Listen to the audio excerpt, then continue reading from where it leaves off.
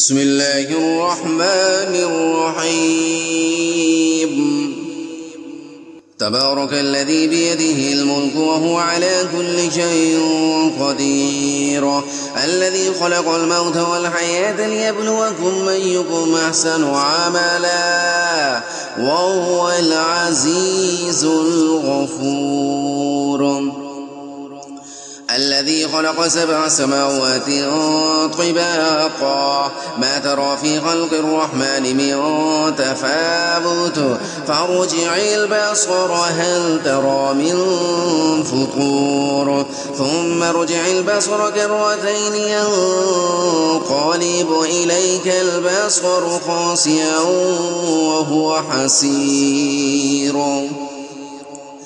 ولقد زينا السماء الدنيا بمصابيح وجعلناها رجوما للشياطين وأعتدنا لهم عذاب السعير وللذين كفروا بربهم عذاب جهنم وبئس المصير إذا ألقوا فيها سمعوا لها شهيقا وهي تفور تكاد تميز من الغيظ كلما ألقي فيها فوج سألهم خزنتها ألم يأتكم نذير قالوا بلى قد جاءنا نذير فكذبنا وقلنا ما نزل الله من شيء إن أنتم إلا في ضلال كبير وقالوا لو كنا نسمع أو نعقل ما كنا في أصحاب السعير فاعترفوا بذنبهم فسحقا لأصحاب السعير إن الذين يخشون ربهم بالغيب لهم مغفرة وأجر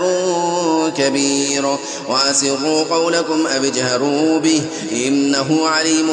بذات الصدور ألا يعلم من خلق وهو اللطيف الخبير هو الذي جعل لكم الأرض ذلولا فامشوا في مناكبها وكلوا من رزقه وإليه النشور أمنتم من في السماء أن يخسف بكم الأرض فإذا هي تمور أم أمنتم من في السماء أن يرسل عليكم حاصبا فستعلمون كيف نذير ولقد كذب الذين من قبلهم فكيف كان نكير أولم يروا إلى الطير فوقهم صافات ويقبضن ما يمسكهن إلا الرحمن إنه بكل شيء بصير أمن هذا الذي هو جود لكم ينصركم من دون الرحمن إن الكافرون إلا في غرور أمن هذا الذي يرزقكم من أمسك رزقه بل لجوا في عتب ونفور أفمن يمشي مكبا على وجهه أهدى أمن يمشي سويا على صراط مستقيم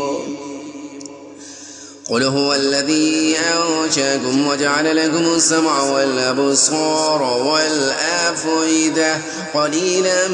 ما تشكرون قل هو الذي ذرأكم في الأرض وإليه تحشرون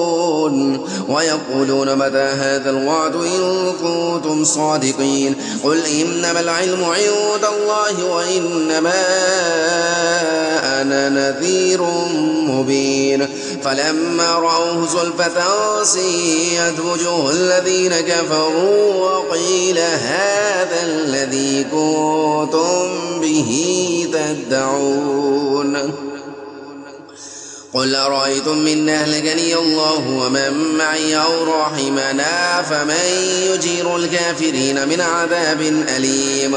قل هو الرحمن آمنا به وعليه توكلنا فستعلمون من هو في ضلال مبين قل أرأيتم إن أصبح ماؤكم غورا فمن